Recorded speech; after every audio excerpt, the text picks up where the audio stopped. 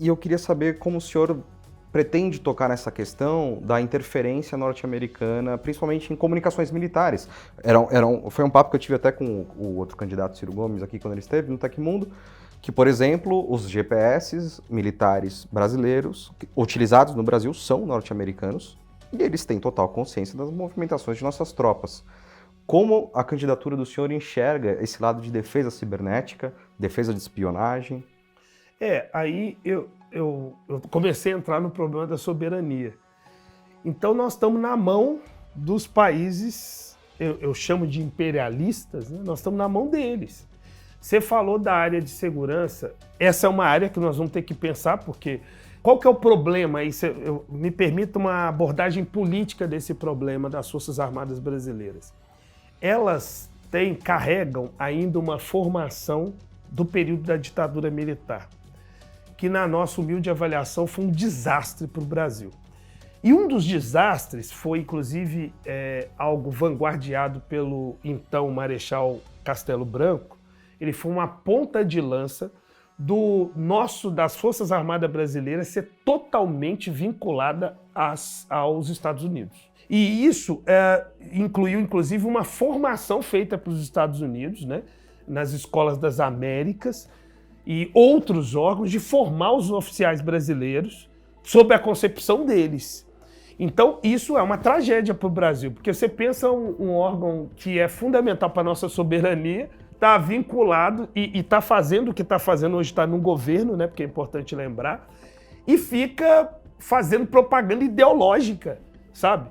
Fica, inclusive, fazendo propaganda falsa contra a urna eletrônica, dizendo que o Brasil caminha para o comunismo, sabe? Não tem nada disso acontecendo, sabe?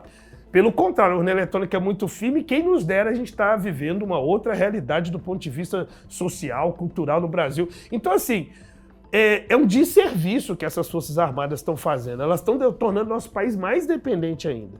Em vez de elas estar preocupadas com as nossas florestas, com a situação dos povos indígenas, com os ataques das madeireiras, inclusive internacional, tráfico internacional que está acontecendo nas nossas fronteiras, e eles estão preocupados com urna eletrônica. Então, no governo do senhor, a gente não vai ter militar fazendo parte do corpo do governo? Não, o principal é colocar os militares no lugar deles. Eu não digo os militares no geral, porque tem muito militar progressista, importante, pensa no Brasil. Agora, esse alto comando das Forças Armadas tem que ser revisto. Não tem a menor condição. Eles não cumprem um papel nacional, falam de nacionalismo, mas no final das contas não estão cumprindo o papel central que as Forças Armadas deviam cumprir. E nós precisamos de uma revisão completa. Você está falando da área de tecnologia, mas tem uma revisão anterior, que é você fazer uma justiça de transição no Brasil, porque essas Forças Armadas serviram para tortura no Brasil, no período da ditadura, para assassinatos, para ocultação de cadáver, para, inclusive, estupros. Um negócio assim, crimes contra os direitos humanos e contra a humanidade. E o nosso Brasil é o único da América do Sul que teve ditadura e não puniu nenhum agente que praticou isso. Aí o resultado é uma impunidade tremenda e as barbaridades que nós temos hoje. Então, para pensar um projeto de Brasil, tem que mexer nisso, sabe? As Forças Armadas têm que estar ligadas à defesa do seu próprio povo e não dos interesses de outro país. E dos interesses dos grandes capitais, dos muito ricos desse país, isso está errado. Então nós entendemos que é outro legado que nós precisamos dar em todos os aspectos para as Forças Armadas.